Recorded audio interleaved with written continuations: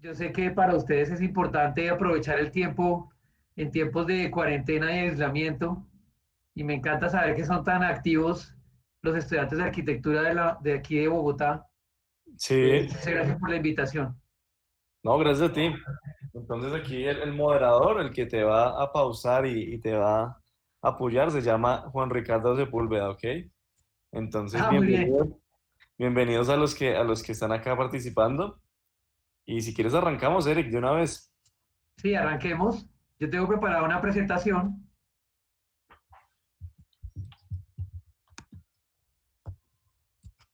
Entonces voy a ver si la logro convertir en un PDF para que sea más fácil. Sí. ¿De cuánto tiempo tenemos exactamente? O una hora de tu presentación y si quieres un poquito más de preguntas y respuestas. Ah, bueno, Hora y perfecto. media. Yo creo que sería interesante si me van haciendo también preguntas en la medida que vamos avanzando en la presentación, porque yo sé que muchos de ustedes están interesados también en temas de estudios en el exterior, el tema de las becas. Sí, señor. Entonces, si hay dudas o preguntas, encantado de ir conversando con ustedes. Dale, claro que sí. Voy a ver si esta presentación abre.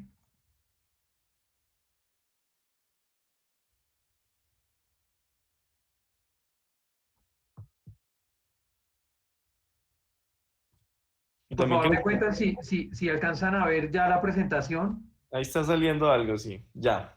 Sí, perfecto. Perfecto. O sea que si yo le doy acá a presentar, ustedes están viendo en este momento la presentación. Sí, muy bien. Ahí está perfecto. Ah, bueno, listo. Entonces, si todos me escuchan bien, arrancamos. Eh, Mi nombre es Eric Vergel Tobar. Soy muy amigo del papá de Ricardo y a través de él fue que se concretó esta invitación después de una reunión también con Mario. Realmente en la conversación que tuvimos con Mario y Ricardo lo que queríamos era buscar un espacio en el que hablar un poco de la trayectoria. No me interesa tanto que piensen que estoy tratando de hablar de mi historia personal, sino más bien compartirles una experiencia de trayectoria profesional y académica que busca de alguna manera contarles que pienso y estoy convencido que a través de los estudios, a través de la posibilidad de viajar con becas y conocer países, es posible trazar una trayectoria de acuerdo a los temas que a uno más lo inspiran o más lo motivan. Entonces ahora vamos a hablar un poquito de esa trayectoria y les voy a ir contando al respecto. Y si hay alguna pregunta o inquietud, pues me van diciendo y lo vamos hablando durante la presentación. Entonces, básicamente, pues yo lo que hice fue estructurar una presentación muy informal, porque incluso idealmente esto hubiese sido mejor en un espacio en que nos pudiéramos ver, conversar, digamos, viéndonos las caras, pero pues por lo pronto tenemos estos espacios de virtualización.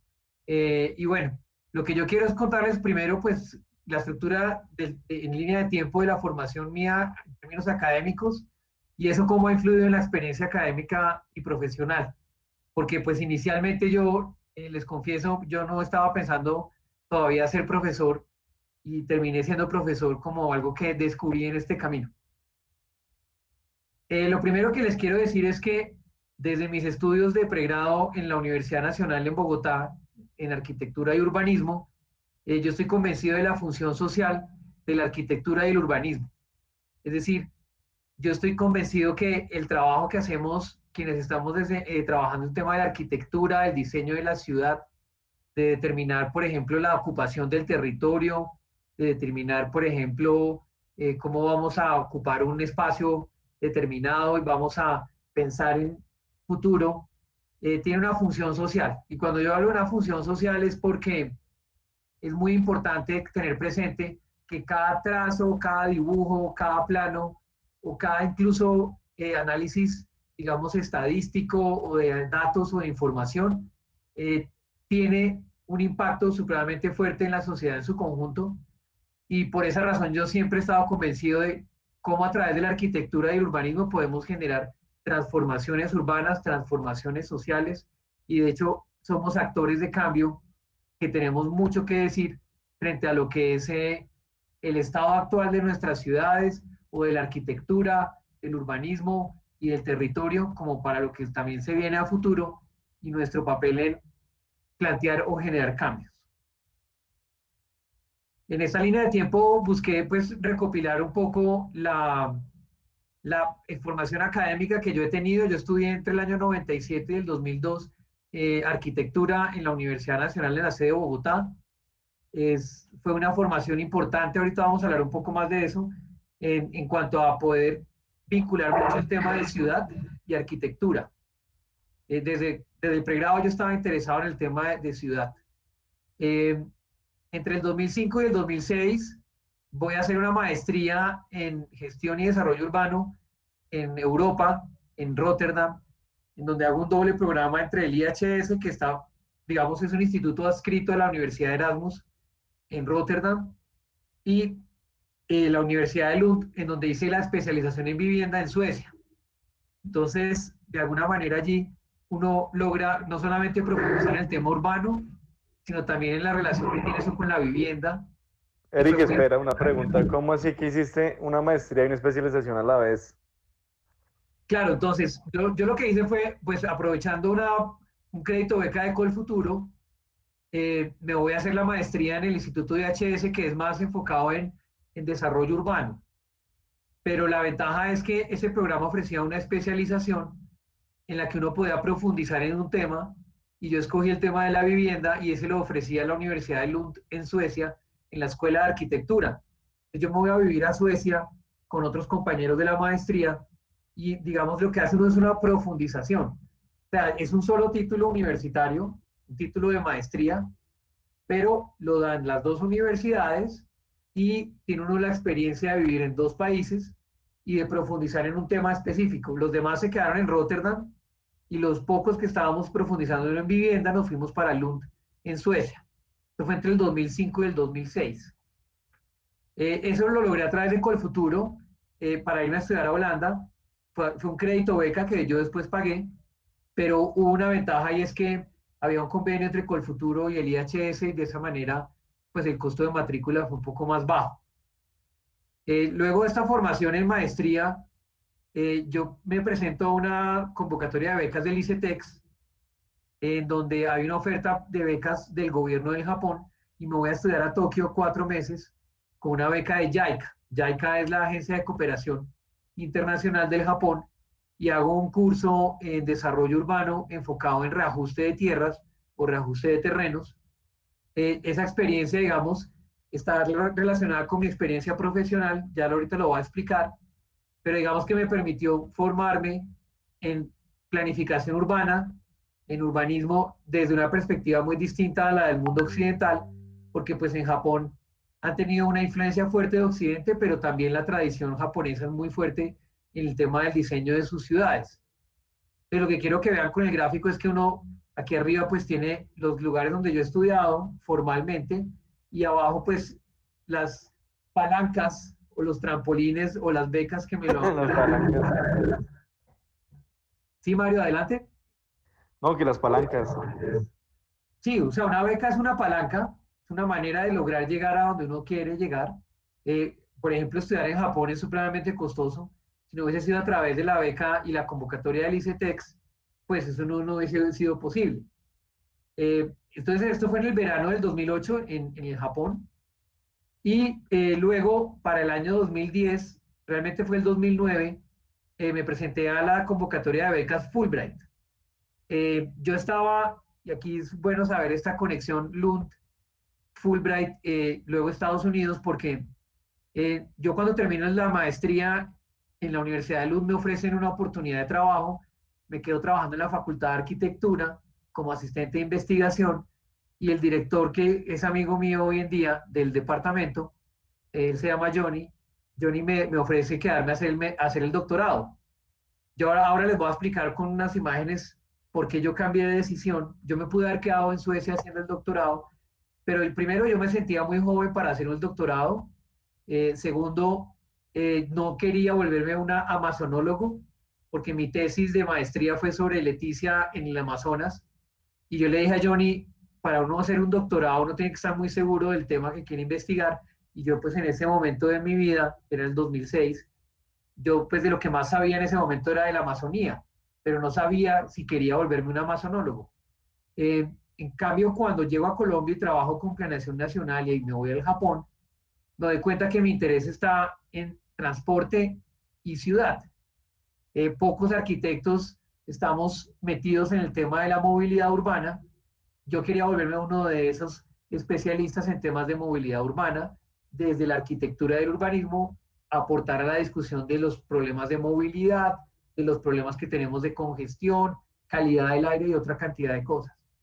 Entonces yo le pedí a Johnny, y digamos, esto es lo interesante de los conversatorios que uno cuenta estas historias. Yo le pedí a Johnny una carta de recomendación para presentarme a la beca Fulbright. Y Johnny me dijo, eh, Eric, pero es que usted acaso no piensa venir aquí a Suecia a hacer el doctorado.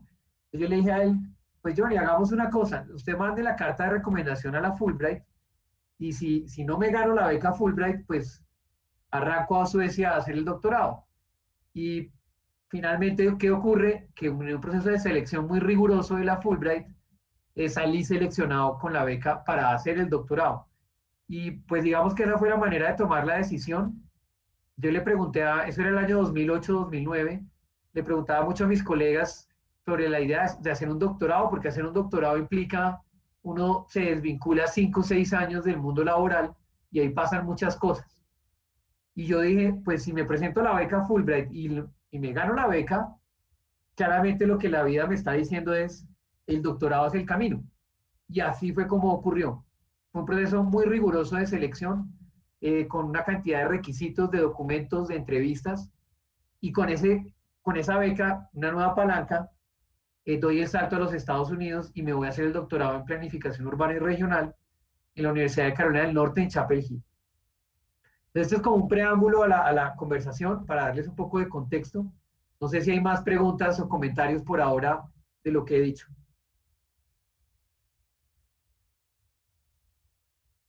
No, yo creo que no. Muy bien. Entonces, vamos en formación académica, el aspecto clave que tuvieron Colfuturo en su momento, el ICETEX y luego la Fulbright. Y estos lugares a donde me fui a estudiar, lugares a los que llegué, ahora les voy a contar un poco en detalle, no por casualidad, sino por mi desarrollo, digamos, profesional después de haberme graduado de la Nacional. Bien, la otra es la experiencia profesional y académica. Y acá creo que va a ser útil entender la gráfica anterior para entender por qué termina, digamos, uno trabajando en ciertas entidades de acuerdo, digamos, al proceso de formación que tiene. Cuando yo me gradué de la Universidad Nacional, yo logro trabajar un tiempo con la Universidad Nacional en el que era el centro de proyectos, que supongo que hoy en día todavía funciona. Trabajamos en un proyecto que fue diseñar la Fiscalía de Medellín. No sé si de los que están acá conozcan la oficina de proyectos. En ese entonces, Fernando Montenegro era quien estaba a cargo de la oficina de proyectos con otros profesores de la Facultad de Arquitectura de la Nacional. Ahí trabajé un tiempo y luego de trabajar en la Universidad Nacional un tiempo, salió una oportunidad de trabajar con la Universidad de los Andes aplicando mi tesis de pregrado. Y la tesis de pregrado fue un proyecto de reasentamiento para el municipio de San Cayetano, aquí al norte de Bogotá, saliendo por Zipaquirá hacia el norte, municipio que tuvo un desastre natural, por remoción en masa digamos, se destruyó gran parte o casi todo el casco urbano, y el gobierno de Cundinamarca decide reasentar ese municipio con apoyo del gobierno nacional y de entidades internacionales. Y nosotros, digamos que esa experiencia fue muy gratificante. Ahora les voy a mostrar unas imágenes, digamos, de por qué uno termina haciendo ese trabajo de grado. Pero mi mensaje para ustedes es, el trabajo de grado del pregrado de arquitectura marca la pauta de lo que viene después. Es muy importante escoger bien el tema del trabajo de grado, muy importante que sea un tema que a uno lo apasiona, porque esa es la carta de presentación que uno tiene después de graduarse de un pregrado. ese primer documento o trabajo que uno puede mostrar de su propia autoría. Y nosotros hicimos un trabajo en equipo con dos grandes amigos y colegas en el trabajo de San Cayetano, después de unos concursos de arquitectura para estudiantes que organizó la Sociedad Colombiana de Arquitectos en su momento. Y la Universidad de los Andes nos invita a trabajar a mis colegas y a mí en un proyecto ya real para aplicar lo que hicimos en el pregrado, en la tesis o el trabajo de grado, en otro municipio que se llama el municipio de Herrán, en el norte de Santander. Entonces, si no hubiésemos hecho ese trabajo de grado, es muy probable que esa oportunidad laboral en el Centro de Investigaciones de la Facultad de Arquitectura de los Andes no se hubiese presentado. Y eso me permitió a mí plantear un camino, un cruce de caminos que fue muy interesante porque después de haber trabajado en la oficina de proyectos en diseño arquitectónico, paso a trabajar en planificación y gestión urbana con la Universidad de los Andes en el reasentamiento del municipio de Herrán, en norte de Santander, y a partir de allí empiezo a conocer más el mundo de los planificadores urbanos, de los urbanistas. Y gracias a ese trabajo en la Universidad de los Andes, conozco a una gran colega y amiga que me invita a trabajar al Ministerio de Vivienda. En esa época se llamaba Ministerio de Ambiente, Vivienda y Desarrollo Territorial. Entonces, después de la Nacional y de los Andes, salto yo a trabajar en el Ministerio de Ambiente, Vivienda y Desarrollo Territorial para, digamos, de alguna manera entrar a apoyar a los municipios del país que en ese momento estaban haciendo sus planes de ordenamiento territorial. Y de pronto por mi personalidad, no lo sé, la que fue mi jefa en ese momento en el ministerio, me dijo, Eric, usted va a trabajar en la Amazonía y la Orinoquía.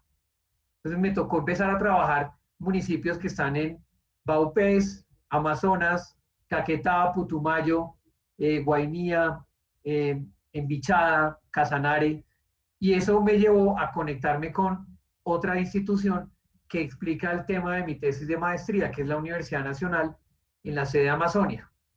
Como yo estaba enfrentándome a un mundo nuevo, y ahora lo van a ver en la tesis de la maestría, eh, pues era muy difícil entender por qué, por ejemplo, se hacía vivienda en zonas inundables en la Amazonía, si son zonas que son de riesgo o generan riesgo para la población. Yo logré tocar puertas y conocí a varios profesores de la Universidad Nacional en la sede de Amazonia, con quienes entablé muy buena relación y quienes de alguna manera me motivaron a seguir investigando el tema de las ciudades amazónicas, el tema de la arquitectura amazónica, y es lo que se vuelve luego mi tema de tesis para la maestría en Holanda. Y digamos que allí hay una conexión interesante, entonces quiero que lo tengamos presente para cuando yo les presente la tesis de maestría. La otra experiencia profesional fue en Lund, eh, primera vez que soy asistente de investigación. Salté, digamos, de la maestría a la asistencia de investigación y allí pues tuve la oportunidad de conocer de primera mano qué es hacer un proyecto de investigación, trabajar con personas que ya tienen doctorado, y fue una experiencia muy importante en términos de conocer cómo funciona la academia y cómo es trabajar dentro de una universidad. Cuando yo decido volver a Colombia, eh, logro, pues, por casualidades de la vida, por suerte, supongo, por una cantidad de situaciones que uno nunca se imagina, entrar al Departamento Nacional de Planeación. Entonces, después de haber hecho mi maestría en el exterior, y eso es importante que lo tengan en cuenta, yo estoy regresando a Colombia en el 2007. En esa época, tener maestría en el exterior no era tan común, pero la realidad de ustedes hoy en día es otra. Hoy en día muchas personas tienen maestría en el exterior. Es decir, que si ustedes se gradúan de un pregrado y llegan a un posgrado, el mercado laboral hoy en día en Colombia es muy competido, ya incluso con nivel de posgrado, porque no solamente hay muchas ofertas de maestrías en Colombia, sino también que hay muchas posibilidades de estudiar en el exterior. En esa época, a mí me sirvió tener la maestría en Holanda para entrar al DNP. Y en el DNP, entre 2007 y 2010, es donde se cuaja el tema de la tesis. Y el tema de la tesis del doctorado, que yo vengo a hacer luego en Estados Unidos, se vuelve muy importante entender. Yo trabajaba mucho en mesas de trabajo de gobierno nacional con gobiernos locales y siempre encontraba que las personas que trabajaban en el tema de transporte y movilidad iban por un lado y las personas que trabajábamos en vivienda y desarrollo urbano íbamos por otro lado. Y ponernos de acuerdo y coordinar era muy difícil. Eso pasaba también incluso en entidades como el Banco Mundial, el Banco Interamericano de Desarrollo, en los mismos gobiernos locales aquí en Colombia, dialogar planeación con movilidad ha sido todo un tema, ha sido un tema complejísimo, incluso hoy en día sigue siendo muy difícil. Y ahí es donde surge el tema. Entonces lo que les quiero decir y el mensaje que les quiero dar acá es, eh, el tema de investigación debe surgir en la medida que uno va avanzando en su experiencia profesional, en la medida que uno va teniendo experiencias de trabajo diferentes.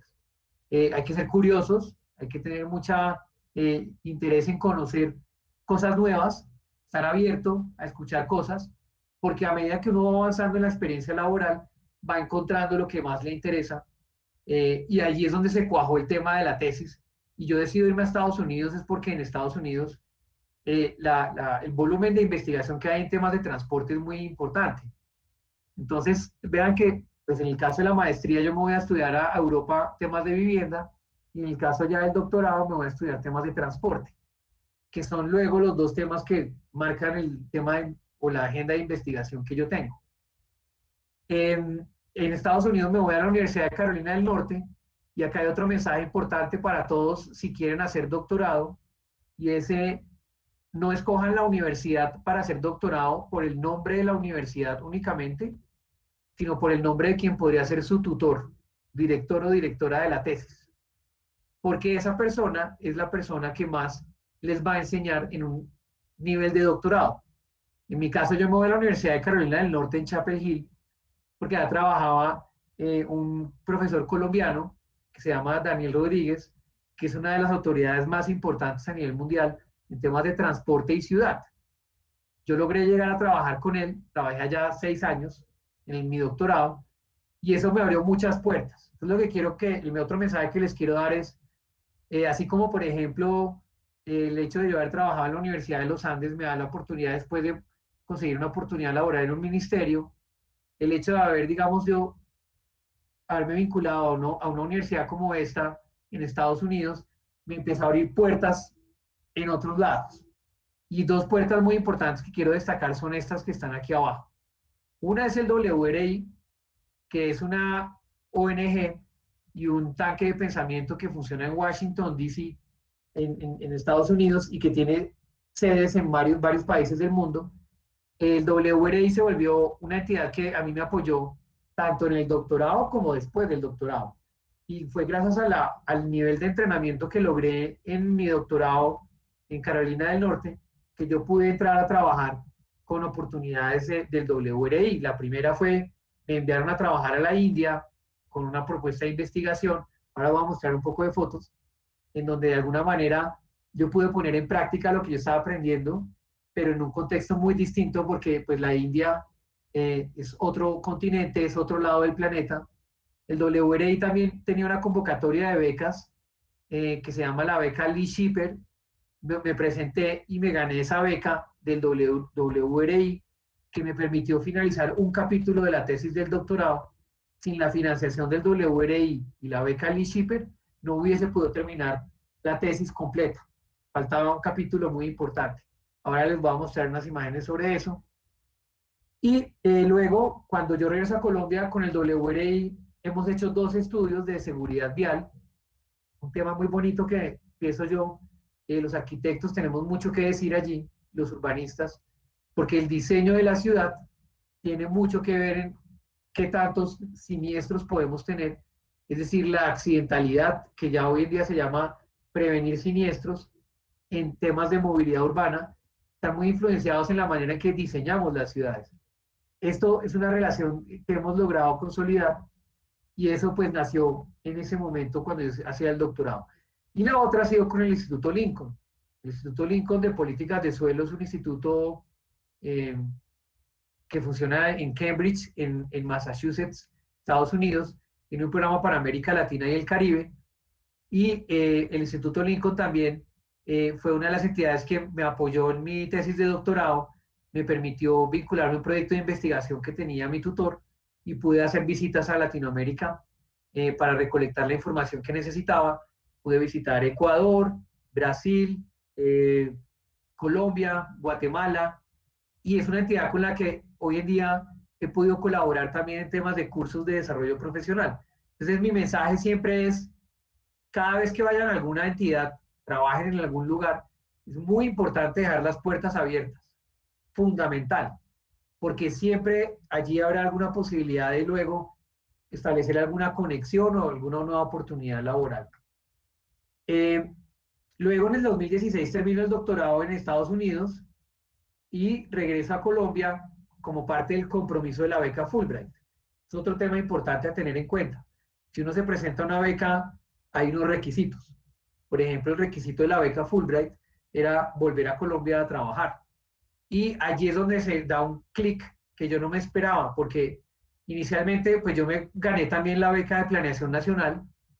La beca Fulbright me financiaba una parte del doctorado, pero no todo. Me presenté a una convocatoria interna del Departamento Nacional de Planeación para funcionarios del DNP, me gané la beca para financiar la otra parte del doctorado y mi pensado, lo que yo creía que iba a pasar, era que luego del doctorado yo regresaba a trabajar en DNP en evaluación de políticas públicas, de vivienda, de transporte, de movilidad o de temas de ordenamiento territorial, pero en el último año del doctorado los profesores del departamento en Chapel Hill me dieron la oportunidad de dictar dos cursos. Uno para estudiantes de pregrado en Estados Unidos, fue un curso de 50 estudiantes en el que yo tenía que enseñarles planificación urbana en los Estados Unidos. Y luego otro curso en pregrado y posgrado en Chapel Hill sobre la ciudad en América Latina. Y todos los estudiantes que yo tuve en ese año de experiencia docente en Chapel Hill se acercaban y me preguntaban, después de clase o en reuniones, digamos que uno tenía en horas de oficina con ellos, me preguntaban que yo qué iba a hacer cuando regresara a Colombia. Yo les decía, yo voy a llegar a trabajar a Planeación Nacional, porque pues yo fui funcionario del DNP y en el DNP yo puedo hacer lo que yo quiero hacer, que es evaluación de políticas públicas. Y todos los estudiantes me decían, no, usted debería ser profesor, debería dedicarse a la docencia. Entonces, los estudiantes fueron los que me dijeron eso y yo empecé a decir, pues, ¿por qué no presentarme a convocatorias docentes en Colombia? Me presenté a una convocatoria docente de la Universidad del Rosario, todavía estando en los Estados Unidos, para trabajar como profesor en un programa de pregrado que se llama Gestión y Desarrollo Urbanos. Y allí inicié mi carrera como profesor en Colombia. Y estoy encantado como profesor. Duré ahí 3 años maravillosos. Me encantó trabajar en el Rosario. Conocí colegas espectaculares, los estudiantes de la Universidad del Rosario espectaculares. Y luego decidí dar otro cambio. Creo que, y esta gráfica lo muestra, y otro mensaje que les quiero dar es, pues en mi opinión, es muy bueno experimentar, conocer lugares. Yo quería dar un granito de arena a la formación de arquitectos en Colombia. Yo estaba formando gestores urbanos en el Rosario y aparece una convocatoria de la Facultad de Arquitectura de los Andes para ser profesor de planta. Me presenté a la convocatoria, fue un concurso también con mucho rigor, entrevistas, pruebas, ensayos, de todo. Y finalmente salí seleccionado en esa convocatoria y me vinculé a la Universidad de los Andes en el 2019. Y estoy muy contento de estar dándole un aporte a la formación de los estudiantes de arquitectura en la Universidad de los Andes. Y ese es, digamos, el último salto de esta línea de tiempo. No sé si hasta aquí hay preguntas, comentarios que quieran hacer. Sí, yo sí. Adelante. Se oye terrible, ¿cierto? No, yo ¿O se escucho oye bien. bien? Ok. Eh, ¿Tú cómo hacías para ganarte todas esas becas? ¿Qué cantidad de cosas nombraste? Yo creo que es voluntad, disciplina, estar convencido de uno mismo y de lo que se quiere. Por ejemplo, para irme a estudiar a Holanda, yo tuve que estudiar inglés. Yo me gradué de la Universidad Nacional y ese es otro mensaje clave. Yo me gradué de la Universidad Nacional sin saber inglés. Ay, Y es una limitante grave. Yo estudiaba inglés en el Colombo Americano, estudié 2 años y medio mientras trabajaba en el ministerio y tomaba clases de inglés a las 6 de la mañana en el Colombo. Salíamos un poco antes de las 8 de la mañana de clase de inglés y yo entraba al trabajo a las 8 pasaditas. Así aprendí inglés para poder llegar a Holanda y poder formarme. Entonces, ¿qué quiero decir con esa anécdota? Que hay que estudiar fuertemente el inglés si lo que uno quiere es irse a estudiar a un país de habla inglés, sí, o anglosajón, digámoslo, porque en Europa pues era eso. Eh, por ejemplo, para ganarse uno la beca de planeación nacional, pues para mí la carta de presentación era haberme ganado la beca Fulbright. Y para ganarse la beca Fulbright, fundamental, muy buen promedio de notas en la universidad. La beca Fulbright tiene unos cortes mínimos de promedio de notas. Entonces, mi otro mensaje es, yo sé que uno cuando está en la universidad, pues uno quiere también dedicarse a otras cosas, está explorando, es una época de la vida muy bonita, pero no puede descuidar el promedio académico, porque el promedio académico del pregrado determina mucho el poder tener una beca como la Fulbright. Eh, ¿Qué más puedo recomendar yo? Estar dispuestos a arrancar de nuevo es otra de mis mensajes. Yo cuando vuelvo a Colombia después de Europa y entro a trabajar a Planeación Nacional, es un arranque de nuevo. Es otra vez buscar dónde vivir, comprar cosas como la nevera, los muebles y arrancar de cero. Creo que hay que estar siempre dispuesto a ser flexible y adaptarse. Es otra cosa muy importante. Y yo creo que ser coherente. Para ganarse becas hay que ser coherente con lo que se dice y lo que se hace. No tiene sentido que uno se presente una beca cuando la trayectoria académica no corresponde con esa beca. Entonces, por ejemplo, cuando a mí me entrevistan para la beca Fulbright y la beca del DNP, me dijeron, ¿por qué deberíamos darle una beca a un arquitecto para hacer doctorado cuando no es tan común que los arquitectos hagan doctorado? Y yo les dije, yo quiero volver al país a formar gente que va a cambiar ciudades en Colombia. Y la única manera de uno poder tener un impacto importante en la formación de las personas que luego van a cambiar o ser agentes de cambio es haciendo un doctorado y formándose en una investigación y en docencia. Entonces, eso era un discurso coherente. Yo ahí estaba siendo sincero y los jurados estuvieron de acuerdo y les gustó mucho mi respuesta. Entonces, yo creería que eso es otra de las razones.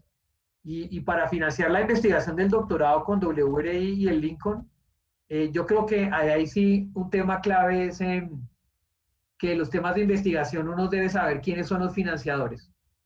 Si uno está investigando un tema en específico, ya sea a nivel de maestría o de doctorado, uno debe saber quién es el público al que le interesa saber qué pasa con esos temas de investigación.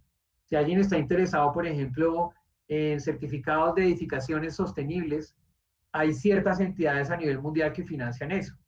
Si alguien está interesado, por ejemplo, en tecnología de la construcción, hay ciertas entidades que están enfocadas en esos temas. Entonces, saber tocar puertas y saber a quién tocar las puertas es fundamental porque uno debe conocer su audiencia, quién está interesado en los temas que uno está trabajando, diría yo. Eric, otra pregunta. Es, Sí. tengo entendido que el Rosario va a sacar dentro de poco un programa de arquitectura. ¿Qué opinas de él? ¿Tú alcanzaste a ser parte de ese proceso o cómo es la cosa con el Rosario? Sí, el Rosario ya tiene el programa de arquitectura aprobado y el decano de la Facultad de Creación es colega, se llama Juan Pablo Ashner. Juan Pablo estaba de profesor en la Facultad de Arquitectura de los Andes y se vincula recientemente con el Rosario para dirigir precisamente la creación de ese programa de pregrado en arquitectura.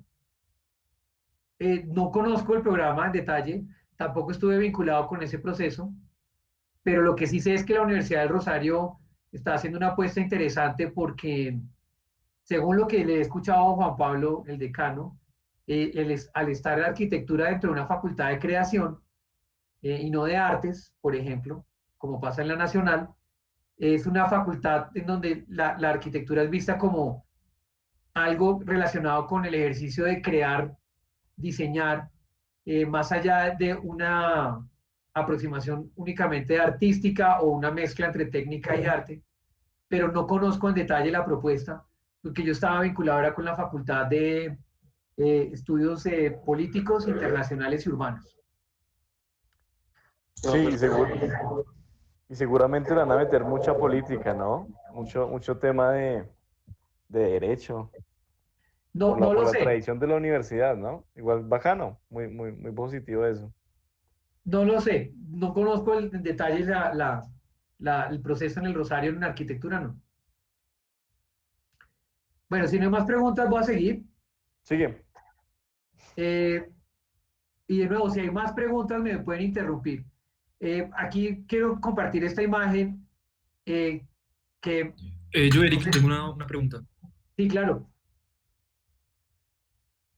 Hola, Eric, Adelante. yo soy Alejandro Gallego, soy el coordinador de SESCA para la Universidad Javeriana y te quería preguntar sobre todo en los temas listo, cuando uno va a participar en una beca tiene en cuenta el promedio y todo esto, pero digamos, proyectos así sean pequeños que uno haya hecho, ¿también se tiene en cuenta o es mejor tener solamente el background académico cuando uno, digamos que participa para estas becas? Eh, un segundo que el interés se está poniendo lento. O sea, la beca también tiene uno que tener conocimiento de la audiencia a la que uno le está tratando de llegar, ¿no? Es decir, eh, lo que yo pienso es que, a ver, ¿cómo les digo esto? Lo que yo he visto es básicamente que,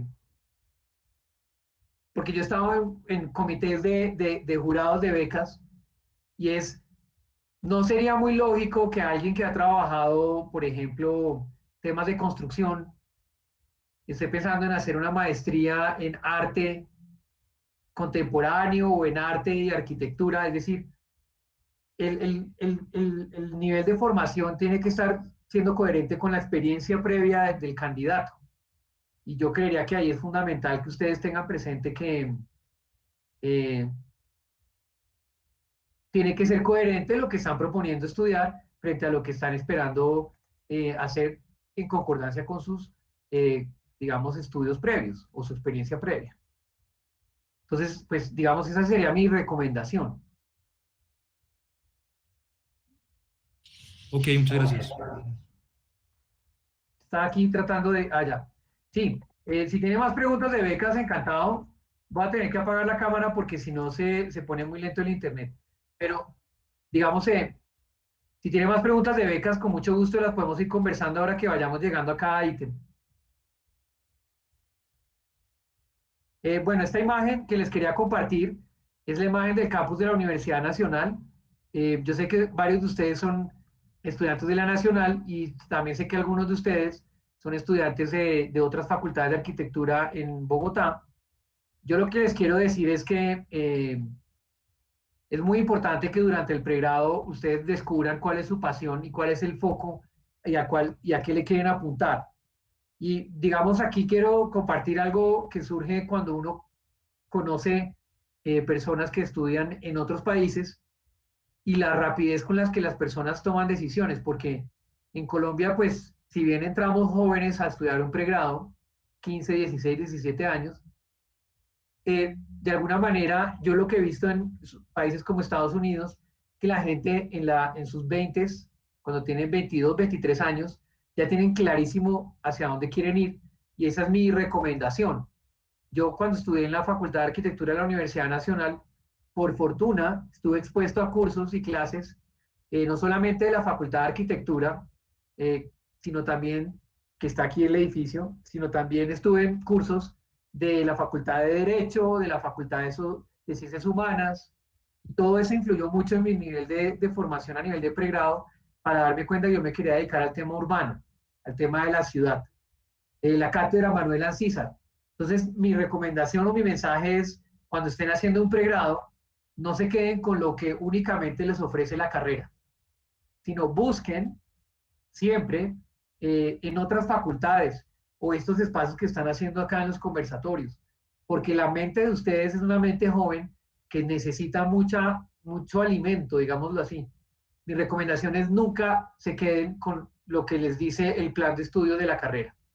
Siempre traten de complementarlo con otras cosas con las que ustedes están, digamos, curiosos o tienen, digamos, hambre de conocimiento. En mi caso era el tema urbano me leí todo lo que se trabajó de Leopoldo Rotter. Este trazado del campus de la Universidad Nacional para mí era paradigmático, entender que la calle 45 se prolongaba dentro de la universidad, aunque la BNQS está siendo una barrera, o entender de alguna manera cómo este trazado que existe acá lleva a un centro de un campus y cómo la universidad fue cambiando. Entonces, ese es mi otro mensaje para ustedes. Sean curiosos, vayan más allá y siempre hagan muchas preguntas y estén cuestionando. Es una imagen del edificio de quienes lo pudieron conocer de la Facultad de Arquitectura de la Nacional. Así como estábamos hablando hace un momento de facultades y sus énfasis, para mí fue muy importante estar en una facultad en la que estábamos en la Facultad de Artes. ¿Por qué? Porque en este espacio que ustedes ven acá, y cuando uno ingresaba a la facultad en esa época, uno siempre estaba en interacción con gente de diseño, con gente de cine y televisión, con gente de artes plásticas que tienen el edificio al frente. Entonces, eso generaba una interacción que es supremamente interesante y uno después la descubre en universidades como el MIT. Y básicamente, ¿qué es lo que ocurre?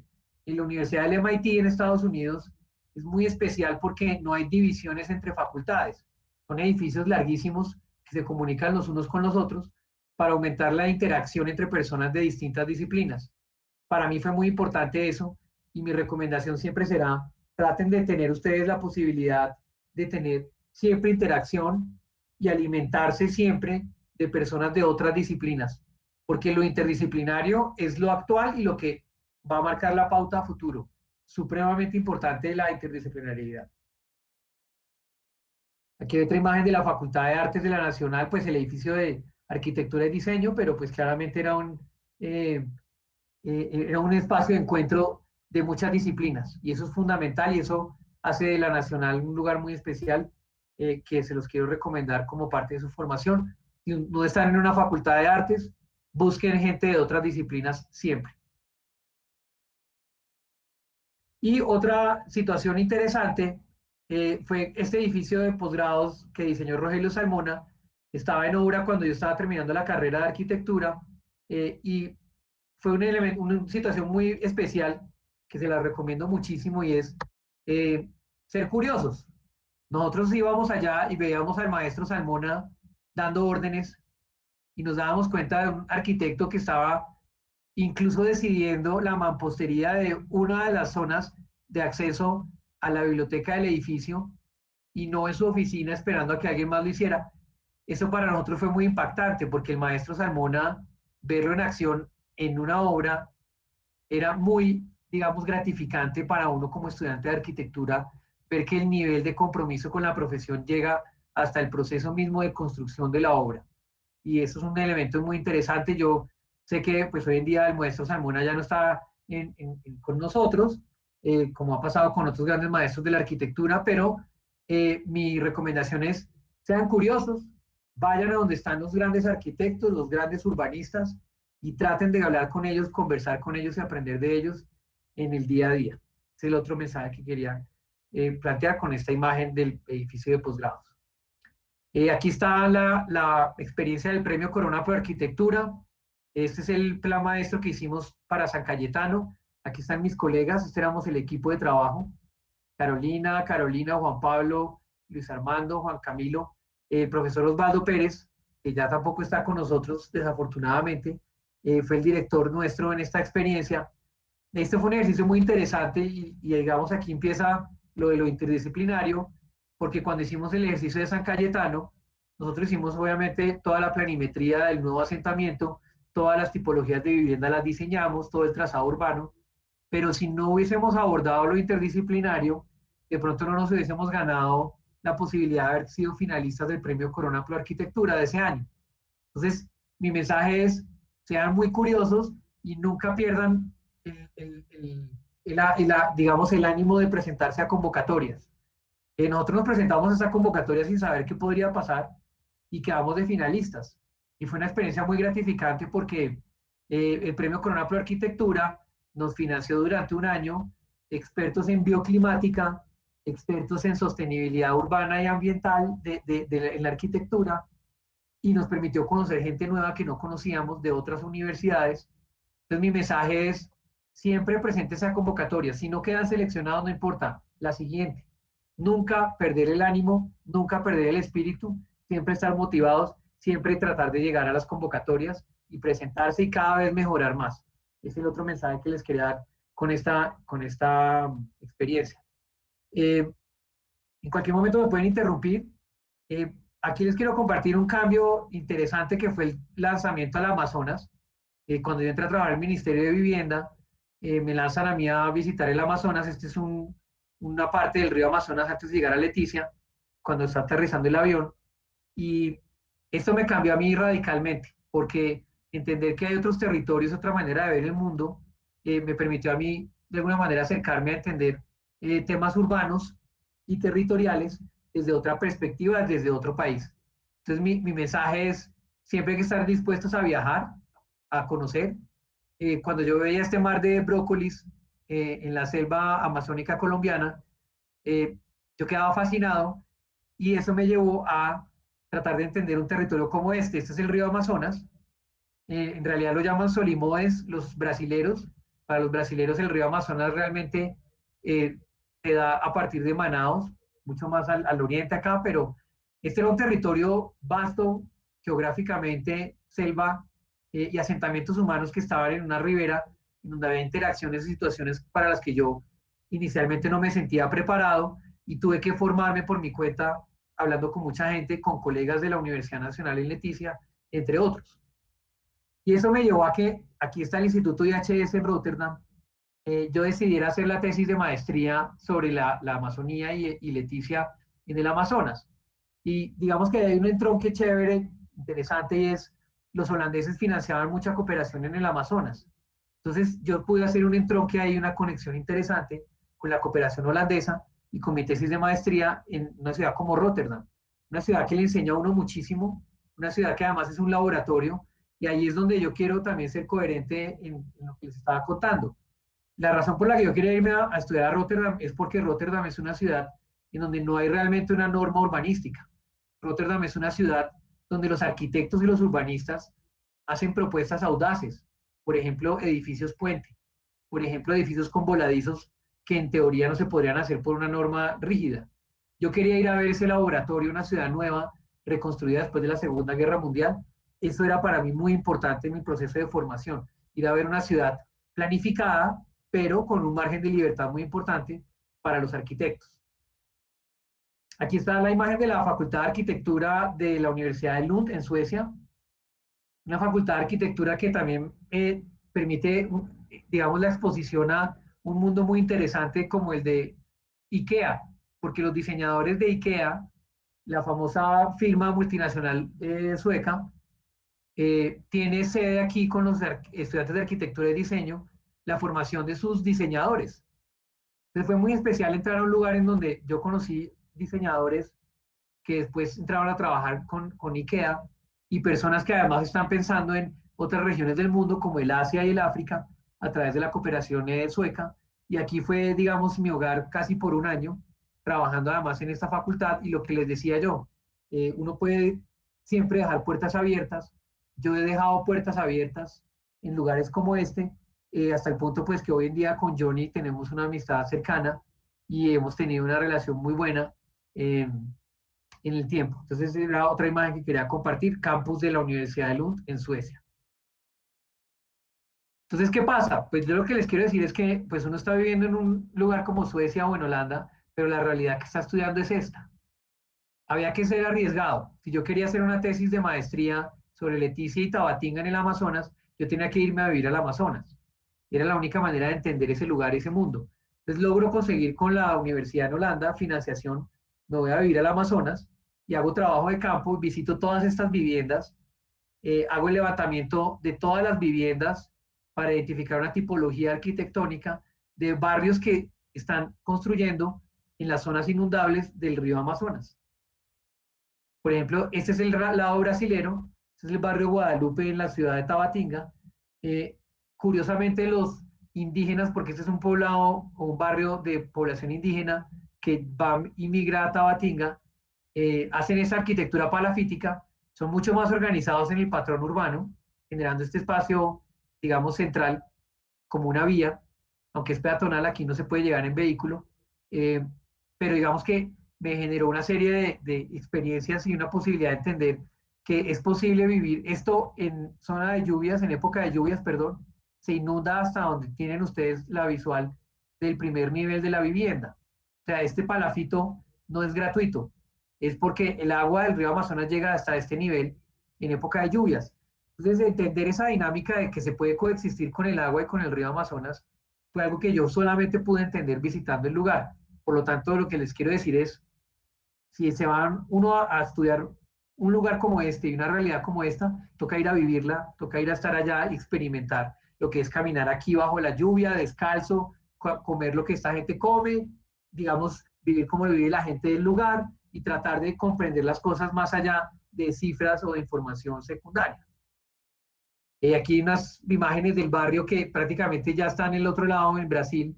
Yo estoy tomando la foto desde Leticia y pues fue una experiencia muy gratificante luego ir a presentar la tesis de maestría ya aprobada, eh, que además pues obtuvo premio allá en la universidad en Holanda, pero de hecho tomé una decisión, publicarla en español, porque yo quería que la gente de Leticia la pudiera leer.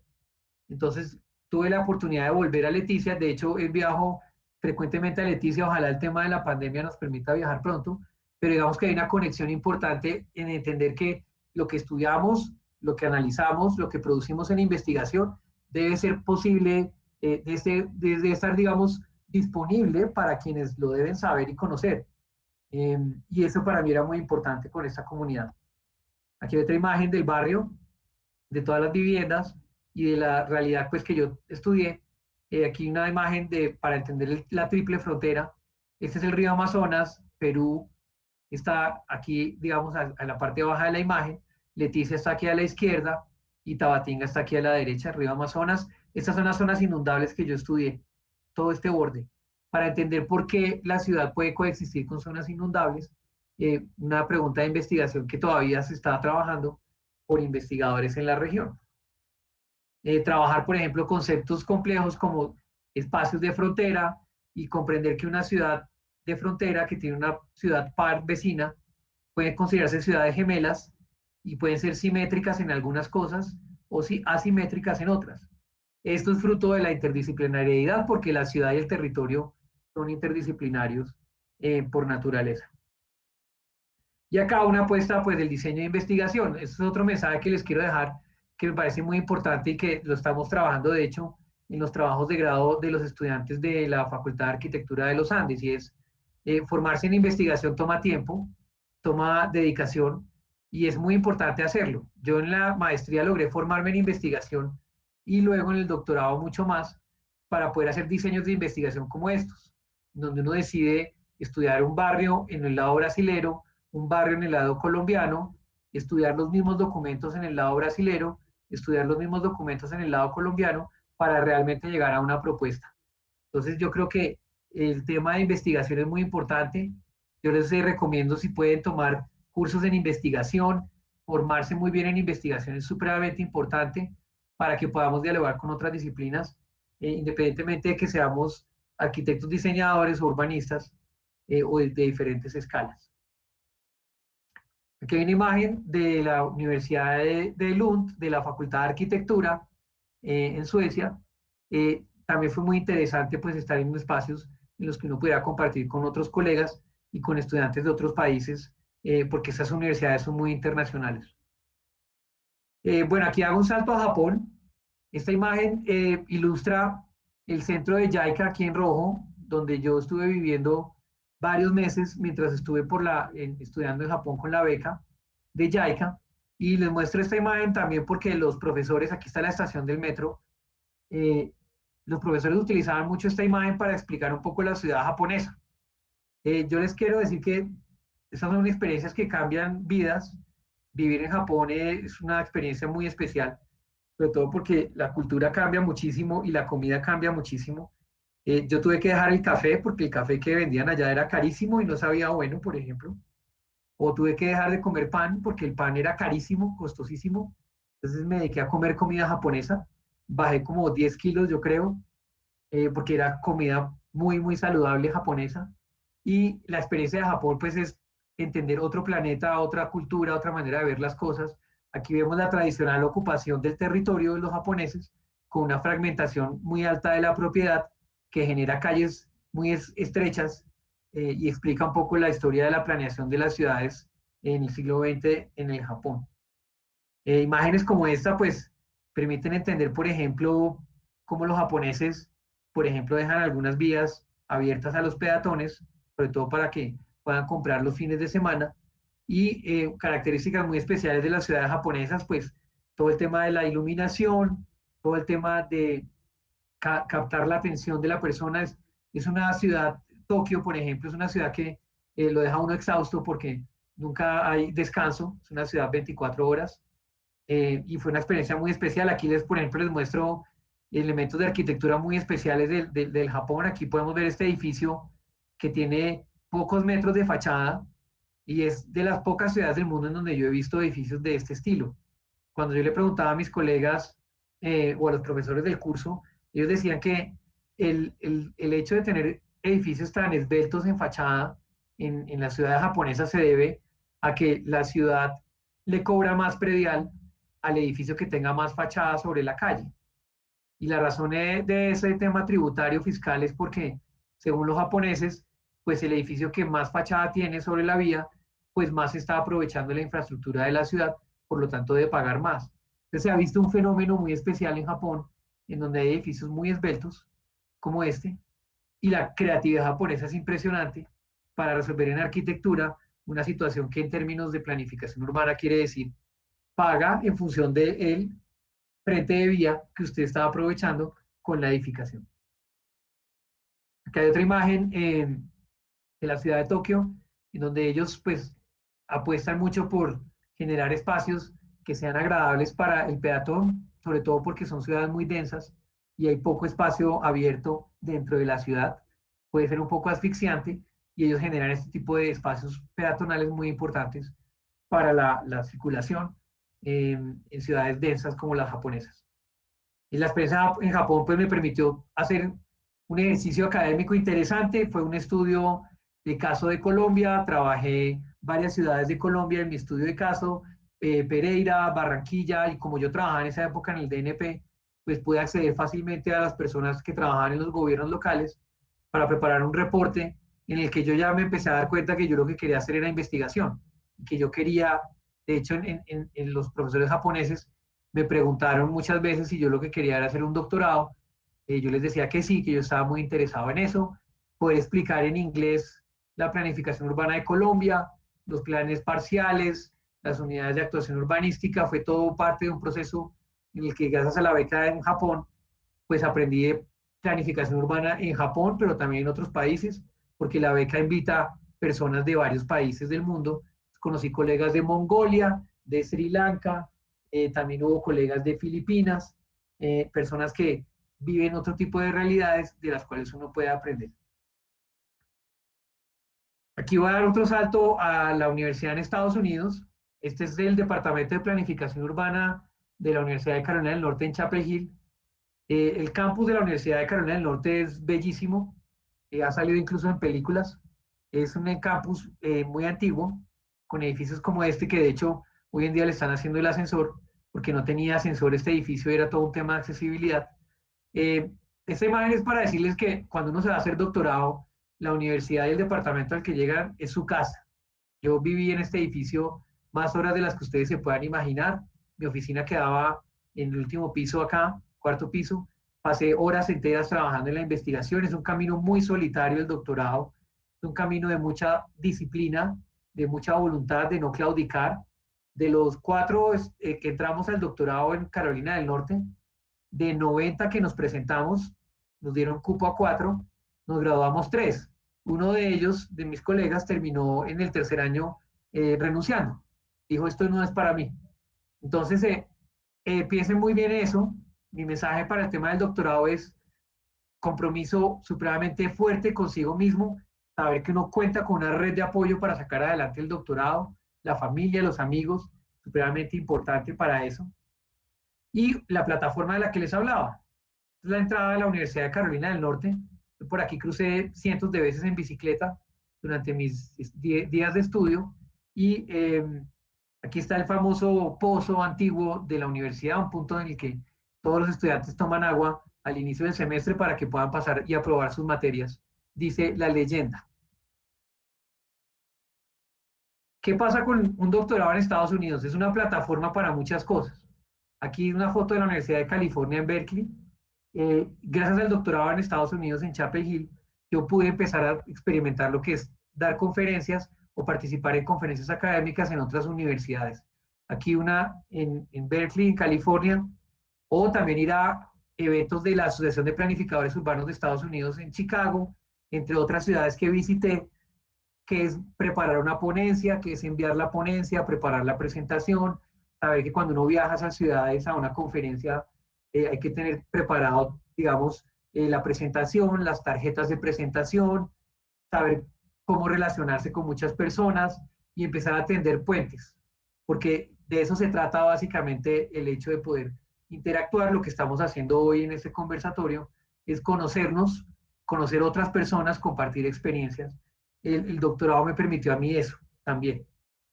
Aquí pues una imagen de la maqueta de Curitiba en Brasil. Como les contaba al principio, el doctorado me permitió viajar por América Latina haciendo mi tesis doctoral.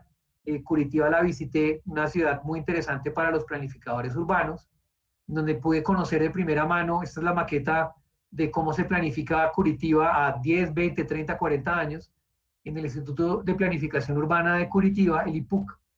Fue una experiencia supremamente gratificante ir a Curitiba, conocer su famoso sistema de transporte público masivo, el cual pues fue uno de los que inspiró Transmilenio en Bogotá, y también visitar grandes obras de arquitectura. Este es un museo de Niemeyer en Curitiba, entre otras obras de la arquitectura que pude visitar en otras ciudades brasileñas.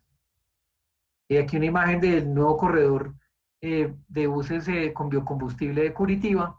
Parte de mi tesis del doctorado era estudiar los impactos de estos sistemas de transporte público masivo, y hoy en día pues trabajo esos temas de investigación. Creo que hay por ahí una pregunta o algo en el chat. Yo no estoy viendo el chat porque tengo la presentación abierta. No, te dicen que interesante nomás. Ah, ok, listo. Eric, una pregunta. Sí, adelante. Como teniendo en cuenta toda tu experiencia académica internacional, bueno, casi que en todos los continentes, falta como África, pero ¿cómo crees que se podría repensar la educación, sobre todo en arquitectura, en esos entornos remotos o virtuales que en este momento como estudiantes tenemos que afrontar? O sea, ¿qué piensas al respecto? Bueno, yo lo estoy viviendo como profesor de arquitectura de la Facultad de Arquitectura de la Universidad de los Andes. Yo lo que pienso es que la virtualización tiene que volverse una oportunidad para acercarnos, no alejarnos. Yo creo que el hecho de que ustedes ya conozcan de pronto la sala de la casa del profesor o la profesora, porque la clase virtual les deja ver el comedor o no sé, es parte de un nuevo relacionamiento. Yo creo que tenemos que buscar que la virtualización nos acerque, a pesar de no estar cerca físicamente. Lo otro es que pienso que para ustedes la educación hoy en día es muy distinta a la que yo tuve en pregrado, por ejemplo, porque el Internet les permite acceder a mucha información. Entonces yo creo que de alguna manera los profesores tenemos que tener presente que ustedes, algo que nosotros les podemos decir, ustedes ya lo pueden encontrar en la red. Entonces el gran valor que tendría un profesor en ese caso es la capacidad de conectar conocimientos para ayudarles a ustedes a encauzar bien el volumen tan gigantesco de información que reciben ustedes a diario en redes sociales todo el tiempo, y la hiperconectividad que tenemos hoy en día. Y finalmente, pues yo pienso que, digamos, yo he estado trabajando en cursos en donde le pido a los estudiantes hacer visitas virtuales con Google Street View a los lugares de trabajo. Es una herramienta útil y sirve, pero yo creo que lo que nos está poniendo a reflexionar también la pandemia y la situación actual es que tenemos que repensar el espacio urbano. Tenemos que incluso pensar en que podamos volver a la calle, incluso a dar una clase de cualquier tipo, y que podamos repensar cómo veníamos utilizando o aprovechando el espacio urbano, que claramente pues no era la más sostenible del mundo, y eso tiene que impactar la educación, eso tiene que impactar la reflexión que se da en el salón de clase, Y yo creería que es muy importante que a futuro podamos innovar para que podamos de nuevo reencontrarnos físicamente con los estudiantes, pero aprovechando lo que nos está dejando la virtualización, que es una cantidad de información y una cantidad de herramientas que permitirían aprovechar ustedes, sobre todo las plataformas y la tecnología, para que el encuentro con el profesor y los demás estudiantes sea más provechoso en otros aspectos, digamos, yo diría yo, por lo pronto.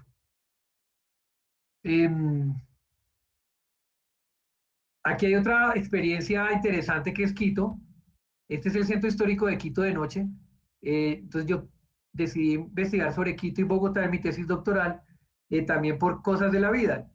Aquí en Quito vive un gran amigo mío que estudió en Holanda, conmigo en la maestría, y él me abrió las puertas para poder acceder a una cantidad de información de personas, y Quito se volvió mi segunda casa.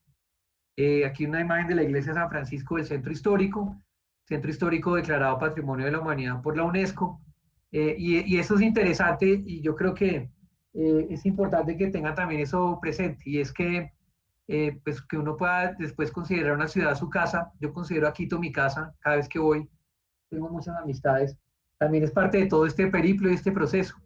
Entonces, volviendo un poco a la pregunta de virtualización, yo diría que por más que podamos visitar virtualmente lugares con Google, eso no reemplaza la visita física presencial, y es muy importante, siempre será muy importante, las personas. Yo creo que podemos estar en una tacita de té, una tacita bellísima de té llamada Estocolmo, una ciudad espectacular, muy hermosa, pero si no hay gente con quien interactuar, gente que sea importante para uno, uno no puede estar más solo que nunca en un lugar muy, muy espectacular, ¿no? ¿Qué otra imagen de intervenciones del Centro Histórico de Quito? Yo estudié la ciudad de Quito para mi tesis doctoral y empecé a entender un poco más la realidad de otra ciudad, que me permitió hacer un ejercicio comparativo con Bogotá. Aquí está la visita a la India, no la podemos dejar por fuera. Sé que me estoy pasando un poco del tiempo, me avisan en qué momento si quieren cortar o detener la charla, pero me gustaría compartirles un poco la experiencia en India, porque también es una experiencia que transforma mucho. Esta es una imagen de un edificio cuando la India se vuelve el centro de fabricación de telas y, digamos, ropa en algodón del mundo. A raíz de la guerra civil de los Estados Unidos, la producción de algodón en Estados Unidos se detuvo y la India entra a reemplazar ese mercado global. Y aquí hay una antigua vivienda fábrica en la ciudad de Mumbai, de las pocas que quedan. Aquí detrás ya vemos los nuevos edificios que se hacen. Una experiencia impresionante y muy enriquecedora, que fue la beca de la que les hablé con el WRI. Tuve la oportunidad de irme a Chandigarh a conocer finalmente la obra de Le Corbusier, paradigma de la planificación urbana, para bien o para mal. Conocer la obra de Le Corbusier en vivo, en directo, fue muy especial. Como anécdota de Chandigarh, a estos edificios solo se puede entrar con permisos especiales. Hay que ir a una oficina de turismo, presentar el pasaporte, le dan a uno un sello y un documento para cada edificio, y al ingresar a cada edificio queda registrado el nombre, el número del documento, la hora a la que ingresó esa persona, porque estamos en territorio vecino a Pakistán y siempre hay temor a una bomba por el conflicto que tienen los dos países. Entonces, visitar una obra de arquitectura en esas condiciones, pues también es muy curioso, porque además no se pueden tomar fotos interiores, porque consideran que pueden ser después utilizadas en un atentado. Ahmedabad, una ciudad en la que estuve trabajando en mi proyecto de investigación, duré allá más de un mes. Pude visitar obras de arquitectura como esta. Los pozos de la India son realmente esculturas arquitectónicas. En la India, pues, queda uno realmente aplastado por la cantidad de arquitectura que hay y la historia que tiene tan impresionante de siglos. Este es un caso muy especial porque son pozos en donde cada uno de estos vacíos que ustedes ven está diseñado para que en la zona baja puedan recolectar agua en una zona muy seca de la India, que es el estado de Gujarat. Pero pues claramente este no es un pozo cualquiera, es una obra de arte, sencillamente para recolectar agua, cosas que solamente se ven en un país como la India. O también la visita de Le Corbusier. Este es un edificio muy especial que hizo Le Corbusier en la ciudad de Ahmedabad, en donde ya vemos el brisolé, vemos la rampa y la escultura que se genera con el punto fijo, que además se inspira el Carpenter Center de la Universidad de Harvard que hizo Le Corbusier. Este es un trabajo previo que está muy relacionado con ese proyecto en Boston. Y otro museo muy famoso de Le Corbusier en la India. Y es muy interesante, muchachos, ver, digamos, cómo arquitectura de occidentales, digámoslo así, como Le Corbusier en la India, tiene mucho sentido para un clima como el de ese país. Aquí, en este clima, en el de Ahmedabad, que es un clima cálido, seco, con algunas temporadas de lluvia, ese piso, ese primer piso, en donde hay muchos pilotes, que es una planta abierta, pues claramente es perfecto para ese clima. Entonces es muy interesante ver cómo lo que uno leía del movimiento moderno y su llegada a un país como la India, pues encuentra ciertas coincidencias interesantes que han influido la obra de otros arquitectos de la India, como Charles Correa o Doshi, entre otros. Y pues ya para cerrar la charla, les quiero compartir pues cómo unas experiencias pues influyen en la tesis doctoral.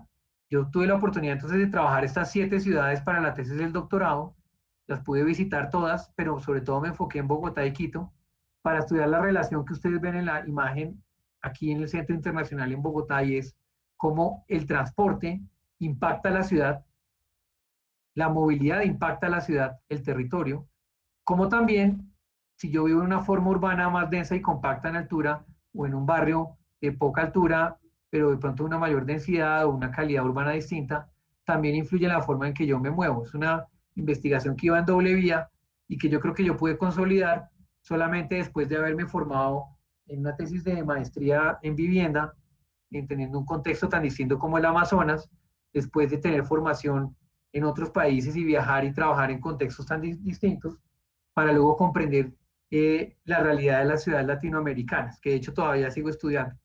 Que hay una imagen de Curitiba y el sistema de transporte público masivo, todos los edificios en altura en los corredores de transporte público masivo, que la ciudad de Curitiba planteó como parte de su planificación urbana. El centro histórico de Quito, que tiene unas zonas peatonales espectaculares. Solamente eso fue posible gracias a el sistema de transporte público masivo. Ahora con el metro pues será mucho más fácil llegar al centro histórico de manera subterránea. Y pues en Bogotá, esta es una imagen que ustedes de pronto ya no reconocerían en la calle 100 con autopista, porque acá digamos unas construcciones que estaban en proceso y hoy en día pues ya esto está mucho más urbanizado. El Transmilenio influyó bastante en este tipo de desarrollos en altura en la autopista norte. Y pues me he enfocado y me he especializado en desarrollo urbano orientado al transporte, un tema de investigación que plantea esa doble vía de la que les hablaba. El espacio urbano influye en la forma en que nos movemos, pero también la movilidad influye en el tipo de espacio urbano que tenemos. Para cerrar, pues entonces les muestro algunos mapas de los estudios de la tesis doctoral. En Bogotá se estudió los impactos de la Caracas y la autopista norte y la 80, comparando la Boyacá y la 68. Y en Quito se compararon estos corredores de la parte norte de la ciudad, Ecovía y Corredor Norte, con el Corredor Suroccidental. Digamos, esta es la beca Lee Shipper de la que les hablaba, el capítulo que solo se pudo financiar gracias a esa beca, para demostrar que, por ejemplo, edificios multifamiliares en altura, residencial con comercial en usos del suelo y equipamientos, pues permite tener mayor número de usuarios en transporte público masivo, que era una preocupación de esa época en la investigación, o como la cantidad de equipamientos sobre los corredores de transporte masivo también influyen en un mayor número de usuarios en los sistemas. Pues digamos, me especialicé en investigación también en estadística, en geoestadística, en manejar datos espaciales. Aquí observamos mayor área construida en zonas servidas por Transmilenio en Bogotá. Lo mismo ocurre en Quito para comprobar hipótesis de investigación, o trabajar también análisis estadístico que permitan establecer que, por ejemplo, esta línea representa la Caracas, poco cambio en área construida en la Caracas, más cambios en la autopista norte, sobre todo en esta época 2006-2009. Para el caso de Bogotá es parte de lo que he logrado, digamos, consolidar como parte de mi formación.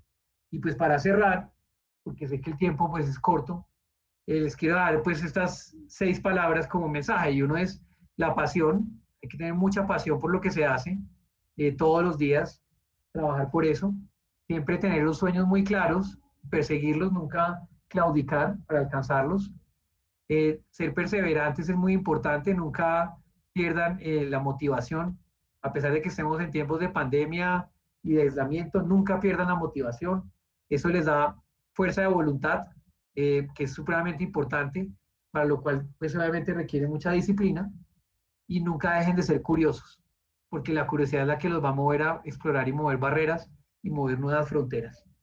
Entonces yo dejaría acá, y le agradezco mucho a Mario y a Ricardo en la invitación. Obviamente estoy abierto a conversación con ustedes. Puedo encender ahora sí la cámara. Muchas gracias. Muchas gracias a ti, Eric, por esta charla tan interesante. Entonces, ya para cerrar, no sé si alguien quiera realizarle algunas preguntas acerca de las becas, de toda la trayectoria, de todo eso.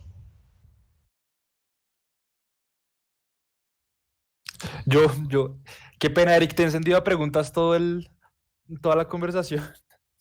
Adelante. ¿Qué Preguntas. más? ¿Qué quieren Eric, conversar? No sé. me gustaría saber qué consejo nos puedes dar a los jóvenes para, además de todos estos temas académicos, también tener como una parte como adicional. O sea, uno puede ser muy buen estudiante, tener muy buen promedio y todo esto, estudiar idiomas, todo, pero hay veces que eso no es suficiente, ¿sí? Como que nos puedes aconsejar ahí. Tú ahorita nos recalcaste muchísimo la pasión, la perseverancia, la voluntad, pero como, ¿qué más? ¿Cuál es ese factor que diferencia a los arquitectos o a los urbanistas remarcables de los que no? Así sean muy juiciosos, así todo. ¿Qué nos podrías decir ahí? Pues Alejandro, muchas gracias. Yo lo que creo es que el camino se va encontrando poco a poco, siempre y cuando uno esté seguro de que está en el lugar, digamos, correcto. Yo lo que quiero decir con esto es que yo, por ejemplo, en mi caso, descubrí que los arquitectos y los urbanistas tenemos mucho que decir en temas de movilidad urbana, y quise ingresar a ese mundo. Ha sido un proceso interesante, sigo adelantando ese camino, y digamos eso lo encontré gracias a la experiencia en planeación nacional. Y se ha vuelto una situación interesante en la que he trabajado con personas de muchas disciplinas, y yo creería que, pues sí, claramente el tema de las notas, de ganarse las becas es muy importante, de ponerse metas y cumplirlas es importante, pero también saber dónde está ese nicho, ese vacío en el que uno quiere aportar. Y para eso se necesita un muy buen olfato. Y mi consejo es tengan muy buen olfato y descubran ese nicho, ese lugar, ese espacio en donde ustedes creen que todavía no se ha hecho, todavía no se ha consolidado o no se ha planteado esa propuesta, y trabajen en función de eso. Sería mi respuesta. Listo, Eric, muchas gracias. No, con gusto.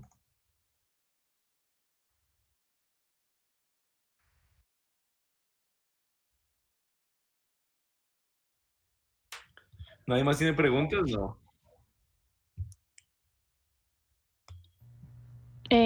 Yo, bueno, Dale. no tengo una pregunta, pero quería agradecerle a Eric, o sea, de verdad, por lo menos para mí ha sido bastante inspiradora pues la charla, o sea, como este tema de que las cosas se van dando con cierto trabajo y esfuerzo y pues curiosidad, como dices. Me parece que es algo que hay que recalcar y pues nada, agradecerte por ello. Ya, esa es mi intervención. Muchas gracias, Erika. Con gusto, Angie Carolina, mucho gusto y gracias. Con muchísimo gusto.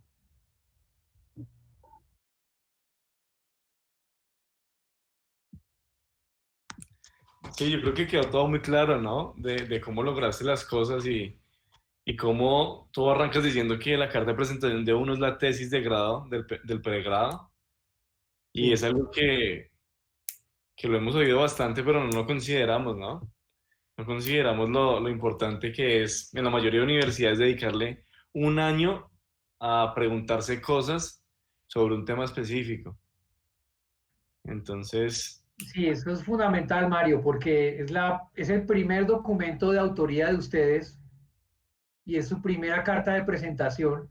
Y el día de mañana, cuando se presenten a una maestría, es su carta de presentación. O sea, ustedes tienen un portafolio, claramente el portafolio es la carta de presentación, pero el primer trabajo de investigación, donde el pensamiento de ustedes está tomando fuerza, donde su discurso personal está tomando forma, es el trabajo de grado del pregrado. Y allí se marca el camino de inmediato. Es fundamental que lo tengan muy claro y que aprovechen esa oportunidad, porque de ahí en adelante esa será su carta de recomendación hasta que puedan volver a tomar una formación ya en posgrado y puedan de pronto profundizar en algo. Entonces, eso sí es muy importante, de acuerdo.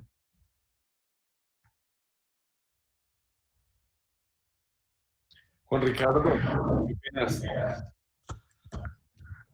Señor, Mario. ¿Tú qué opinas? ¿Vas a seguir los consejos de Eric sabiendo que tú estás en la Nacional? Que estás en Sí, no, yo ya tengo anotado qué tengo que hacer, a dónde tengo que ir y todo. Me la Pero sí, sabe Holanda, Japón. Holanda, Japón, Estados Unidos. Sí, no, sí, o sea, muy interesante. Y muchas gracias por acompañarnos, Eric. Que muy pocas veces uno tiene la oportunidad de ver la perspectiva desde alguien que ha logrado mucho, pues no con poco, ¿no? En el sentido pues que o sea, te has hecho a punta de becas y de tu mismo esfuerzo. Pero sí, muchas veces uno ve esa larga lista de títulos, de investigaciones, y uno no sabe cómo se hacen. Entonces eso también me parece muy, muy interesante ver que todo se hace pues uno sabe que se hace con esfuerzo y todo eso. Entonces, muchas gracias por ese lado. Con mucho gusto, Ricardo. Yo creo que eso es muy importante que lo tengan presente y que pues el mercado de becas es muy competido, pero ustedes están ahí formándose, preparándose y eso es lo que va a marcar la diferencia a futuro, que puedan obtener esos apoyos, que las becas están para eso, para que la familia de uno no asuma el costo, sino que otras entidades puedan darle a uno el apoyo financiero que se necesita para alcanzar eso que uno está buscando. Y pues aprovecho el saludo, Ricardo, para que le des un saludo muy especial a tu papá y agradecerle el contacto, por supuesto. Sí, él está Ah, con la bueno, pregunta. gracias. Sí, muchas gracias, Eric. Seguimos en contacto porque en el colectivo seguimos trabajando y creando cosas para mejorar nuestra ciudad. Entonces, si estás en la disposición, después hablamos de proyectos que estamos trabajando en conjunto y de cosas que podamos seguir trabajando. Muchas gracias, Eric. Gracias por Por darnos tu supuesto. experiencia profesional y, digamos, de vida, ¿no? De ser un ratoncito de biblioteca para lograr lo que estás haciendo y lo que te falta por investigar, ¿no? Un camino que no tiene final. Por supuesto, hay mucho por hacer todavía, Mario.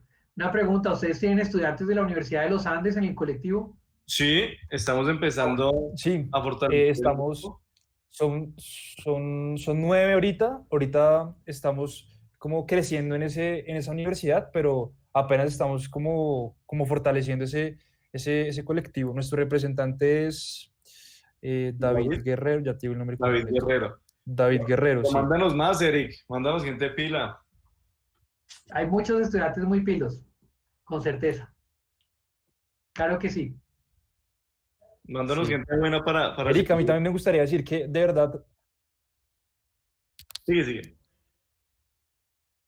hola, Eric, sí, me gustaría decir que de verdad muy inspiradora tu vida, o sea, de verdad muy bacano uno tener esas oportunidades de estudiar en muchos lugares y llegar a donde estás. Y de verdad que desde el colectivo te decimos que queremos estar como muy en contacto contigo para también como pasarle esa pasión que tú tienes por tu profesión a los muchachos del colectivo y a todas las personas que nos acompañan en estas reuniones. Por supuesto, Alejandro, con muchísimo gusto. Seguimos en comunicación, claro que sí. Muchísimas gracias. Gracias a ti, Eric. Seguimos en conversación.